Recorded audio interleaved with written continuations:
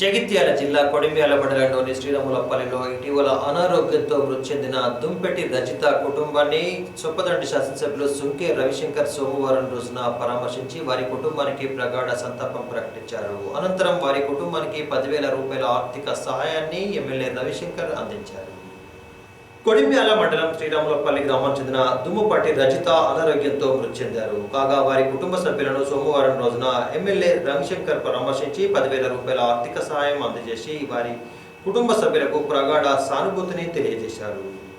ఆయన వెంట single window chairman రాజుల సింగరావు, సర్పంచ్ల ఫోరం అధ్యక్షులు కొనుగోటి కృష్ణారావు, టీఆర్ఎస్ పార్టీ మండల శాఖ అధ్యక్షులు హనుమండ్ల రాఘవరెడ్డి, సర్పంచ్లు, ఎంపీటీసీలు, కార్యకర్తలు ఉన్నారు.